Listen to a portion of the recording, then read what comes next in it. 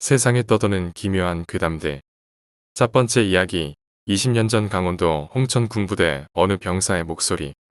2004년 여름, 강원도 홍천의 어느 부대에서 군생활하고 있던 나. 내 이름은 김재석. 찌는 듯한 무더위와 훈련 속에서도 나는 미소를 지을 수 있었다.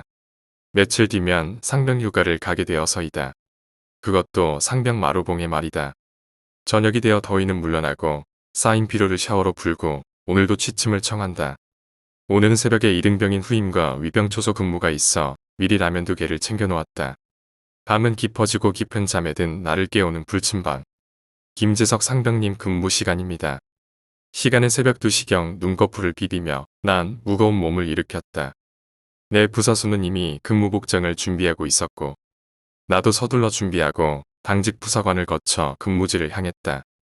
붉은 플래시를 켜고 앞 근무자의 수하에 암구어를 대고 인수인계 이후 근무 교대를 했다.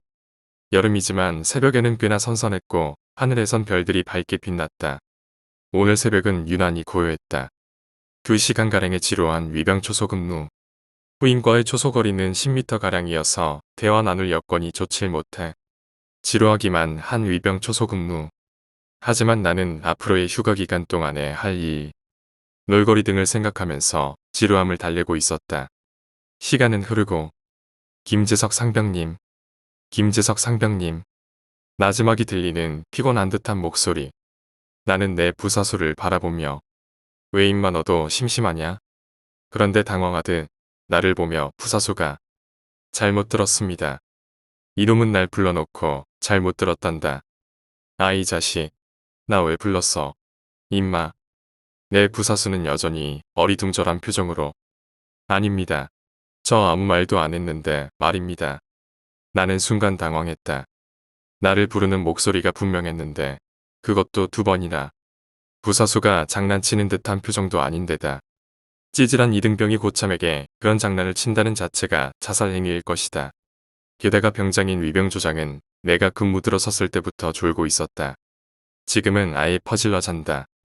위병조장이 장난쳤을 리는 없는 확실한 이유가 조장실은 창문과 문이 굳게 닫혀 있었기 때문에 창문을 열지 않으면 목소리가 잘 들리지 않는다. 그렇다면 누구 목소리일까? 난 괜한 공포감에 잘못 들었겠지 하며 다시 근무에 임했다. 한 5분쯤 흘렀을까? 이번엔 더욱 뚜렷한 목소리로 김재석 상병님, 김재석 상병님. 순간 재빨리 후임을 바라보며 왜 이 새끼야 이번엔 나 부른 거 확실하지? 이 새끼 이거 장난이면 죽는다. 그게 아니라 방금 저 부르셨잖습니까? 부르시고 아무 말씀 없으시길래 제가 김재석 상병님 부른 겁니다. 서로를 마주보며 우린 등골이 순식간에 얼어붙는 듯했다. 몰려오는 공포감. 긴장된 나의 목소리는 더욱 커졌다. 야 이 자식아 너 부른 적 없어. 근무 똑바로 안 설래 헛소리나 듣고 말이야. 아닙니다. 좀 전에 저 확실히 부르셨잖습니까? 처음에는 아닌가 싶었는데 2번이나 부르셨고 아무 말씀 없으시길래 제가 다시 김재석 상병님 부른 거였습니다. 아나. 그러고 보니 좀 전 나와 똑같은 상황 아닌가. 정신을 가다듬고 후임에게 혹시 목소리가 어떻더냐? 내 목소리가 맞드냐? 잘 모르겠지만 되게 점잖으면서도 피곤한 듯한 목소리였습니다. 그래서 처음엔 잘못 들었나 생각했지만 여긴 김재석 상병님과 저뿐이지 않습니까? 그렇지 시발 무섭네 이거. 김재석 상병님, 이거 조장실에 보고해야 되지 않습니까? 아니야, 우리 잘못 들은 걸 거야. 귀신 따윈 없어. 게다가 시간도 이제 얼마 안 남았으니 정신 똑바로 차리고 마저 근무 끝내자. 예, 알겠습니다. 근데 솔직히 너무 무섭습니다. 이놈 얼굴 표정은 나보다 더욱 겁에 질려 있다. 이제 20분 정도만 더 서면 근무는 끝난다. 여름밤이 길고도 춥게만 느껴진다. 그리고 무섭다. 커다란 비명소리와 함께 부사수석에 있던 내 후임은 미친 듯이 나에게 달려온다. 그것도 팔을 머리 위로 마구 흔들며. 나는 너무나도 놀라 나도 모르게 총대를 고추 세우며 함께 비명 지르듯 말했다. 왜 그래 이 새끼야. 후임은 울먹거린 표정으로 김재석 상병님. 정신을 가다듬고 후임이 다시 말을 꺼냈다. 제 뒤에서 누군가 목을 졸랐습니다. 너무 놀랐습니다. 완전 울면서 말을 하는 후임 모습을 보며 나는 침착해지려 노력했다. 야 임마. 네 뒤엔 아무도 없어. 제발 좀 정신 차리자 우리. 죄송합니다. 너무 무섭습니다. 아직도 목 뒷덜미가 찌릿합니다.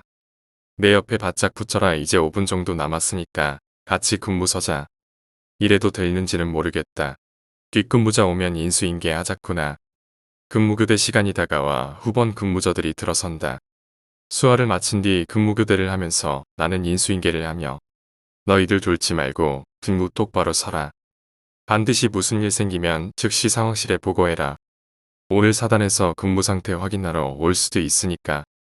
네 알겠습니다. 나는 후임들 괜한 겁이 들까봐 그렇게만 일러두고 근무지를 떠나 후임과 함께 정비실에서 봉지라면에 뜨거운 물을 부었다. 후임과 나는 말이 없었다. 그저 말없이 라면이 익기를 기다렸지만 배는 고프지 않았다. 내가 말을 꺼냈다. 입만 맛있게 먹고 빨리 자자. 김상병님 오늘 저 못 잘 것 같습니다. 평소에 겁이 좀 많은 데다 오늘 정말 기절할 뻔했습니다. 살다가 그럴 수도 있지. 밤인데다 우리 잠도 덜 깨서 잘못 들은 걸 거야. 그러고선 뜨거운 라면을 입에 댔다.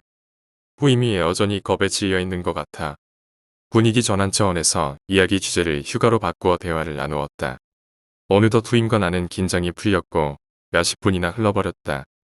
남은 라면 쓰레기들 정리하면서 상황실을 거치며 내무실을 들어서려 하는데 내 뒷근무자가 벌써 근무를 마치고 근무복귀 보고를 하는 듯 했는데 상황실에서 들리는 소리. 분명 귀신입니다. 누가 자꾸 부릅니다. 라면 곡물을 버리는 후임은 그 소리를 못 들었는가 보다. 상황실에서 나오는 뒷근무자가 나를 바라보면서 근무 똑바로 서란 게 혹시 그것 때문이었습니까? 너희들도 들었냐? 이거 정말 귀신인 건가? 이 일은 중대의 소문이 자자하게 퍼졌고 며칠 뒤 나는 말년 병장에게 어떤 이야기를 들었다. 몇 년 전 여름 어떤 일병이 초소에서 근무 서다가 갑자기 부대 밖으로 뛰쳐나가 저수지에 빠져 죽었던 일이 있었다고. 면회 온 여자친구가 헤어지잔 말에 그날 그렇게 자살해버린 거라고. 그때 이후로 여름만 되면 병사들 이름을 부르는 군인 귀신이 가끔씩 돌아다닌다고. 두 번째 이야기, 망상. 엄마 저 붙었어요. 서울에 갈 수 있어요. 초등학교 때 아버지가 돌아가신 후 나만 보고 살아오신 엄마에게 조금이나마 보답을 한 것 같다. 아들아 너무 자랑스럽고 축하한다. 엄마도 감정이 격해지셨는지 말을 쉽게 잊지 못하신다. 결과가 나오기까지 얼마나 많은 걱정을 했는지 모른다. 아버지가 너무도 어이없는 교통사고로 돌아가셨기 때문이었을까. 돌아가신 후 난 굉장히 부정적으로 변했고 괜한 걱정들을 하는 쓸데없는 습관이 생겨버렸다. 일종의 망상증인 듯 싶다. 점수가 바닥을 치지는 않을까? 시험지에 뭔가 착오가 있었을 수도 있어. 하지만 모두 기우였다는 게 증명되었다. 항상 이런 식이다. 허탈감까지 느꼈던 적도 수두룩하지만 이 못된 습관은 평생 날 놓아주지 않을 듯 싶다. 서울로 떠나는 기차까지 바래다 주시며 마지막까지도 엄마는 그저 믿는다고만 하셨다.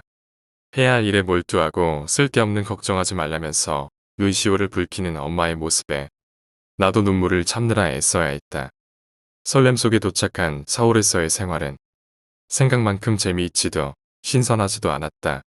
물론 처음 도착해서는 으리으리한 빌딩들과 눈부시도록 화려한 도시의 풍경에 들뜨기도 했으나 그것들은 나와는 거리가 먼 환상들이란 것을 깨닫는 데는 한 달이 채 걸리지 않았다. 서울에서 사귄 다른 친구들은 밤을 즐길 줄 알아야 한다고 했다. 하지만 그것도 곧 나에겐 시간 낭비로 밖에 받아들여지지 않았다. 나는 점점 더 외로워졌으며 서울에 도착해서 잠시 사라진 듯했던 나의 못된 습관은 그동안 참은 게 억울했다는 듯 더욱더 나를 괴롭히기 시작했다. 나는 점점 나락으로 빠졌다. 그저 나 자신이 나를 가둔 것이었다는 걸 그땐 왜 몰랐을까? 과연 내가 여기서 살아갈 수 있을까? 되는 일이 없는 걸 보면 잠시나마 쉬는 게 낫지 않을까? 난 점점 생활의 의욕을 잃어갔고 쓸데없는 생각과 상상들을 할 때면 머리가 깨지는 듯한 두통이 찾아왔다. 그렇게 의미 없이 어두운 하루하루를 보내던 중 그녀를 처음 보게 되었다. 학교 교문 건너편에 있는 카페를 지나가다 일하고 있는 그녀의 모습을 우연히 보게 된 것이다. 그녀는 정말이지 너무 아름다웠다. 새하얀 피부에 갈색의 긴 생머리, 칼날처럼 오뚝한 코, 앵두 같은 입술. 그러나 무엇보다도 그녀의 맑고 순수한 눈망울과 입가에 맺힌 앙증맞은 웃음은 나뿐 아니라 그녀를 바라보는 모든 남심을 흔들고도 남을 테니까. 그녀가 보이지 않는 카페의 어느 구석으로 들어가서야 나는 이윽고 정신을 차릴 수 있었다. 그날 이후 나는 매일 그 카페에 가게 되었다. 물론 커피를 좋아하지도 않는 평범한 학생인 내가 맨날 그 비싼 커피를 사 먹는 이유는 오직 그녀 때문이다. 카페에 앉아 있으면서 그녀에 대한 온갖 상상들이 내 머릿속을 휘젓고 다닌다. 이름은 뭘까? 남자친구가 있지 않을까? 내가 지금 그녀를 보고 있는 건 알까? 옆에서 슬쩍 넘겨본 그녀의 성격은 굉장히 활발해 보였고 씩씩해 보였다. 항상 웃음을 잃지 않았으며 해맑았다. 말을 걸어볼까도 생각해 보았지만 용기가 나지 않아. 그저 훔쳐보기만 한 지 정확히 일주일째가 되던 날. 나는 드디어 결심을 했고 그녀에게 말을 걸었다. 저 혹시 시간 되세요? 정말 부끄러웠지만 그녀를 향한 내 마음이 더 컸다. 아, 시간요? 지금은 일하는 중이라. 근데 무슨 일로? 유치하게 들릴지 모르겠지만 그녀의 목소리는 부드러웠고 내 머릿속을 서서히 잠식해 가던 갖은 걱정들과 상념들은 그녀의 목소리에 모두 사르르 녹아내리는 듯했다. 아, 그럼 혹시 몇 시쯤에 끝나시는지 물어봐도 될까요? 용기 내어 물어본 이 한마디가 나에게 그녀와의 시간을 허락하였고 우연의 일치였을까. 그녀는 나와 같은 학교를 다니고 있었으며 역시 서울에서 홀로 타향살이를 하는 중이었다. 이런저런 공통점 때문이었는지 우리는 금세 친해졌고 활발하고 긍정적인 그녀와 함께 나의 부정적인 모습과 쓸데없는 걱정을 하는 그 못된 습관은 서서히 모습을 감추는 듯했다. 가끔은 토라지기도 하는 그녀였지만 그런 모습마저도 귀여운 그녀였고 한 달 정도의 시간이 흐른 뒤 내가 그녀에게 고백한 후에는 서로를 의지하고 위하는 사이가 되었다. 그녀는 내가 이 먼 타향에서 기댈 수 있는 유일한 안식처였고 나는 점점 자신감을 회복할 수 있었다. 그녀를 너무 사랑했고 그래서 항상 더 잘해주고 싶었다. 응, 지금 막 끝났어. 오빠는? 나도 오늘 영화 보러 갈까? 오빠 미안해. 오늘은 만날 사람이 좀 있어서 다음에 보면 안 돼? 그래. 중요한 사람 만나는가 보네. 뭐 그럼 내일 보자. 끊을게. 응, 내일 봐. 그녀와 만난 지 벌써 3개월이란 시간이 지났다. 그런데 언제부터인가 그녀가 나를 조금씩 피하는 듯하다. 괜히 그녀를 의심하는 것일까? 아니야, 얼마 전에 고향에 다녀온 뒤론 분명히 뭐가 있는 것 같아. 그렇지 않고서야 갑자기 나를 피할 리가 없잖아. 왜? 왜일까? 그동안 생각 안 해본 건 아니다.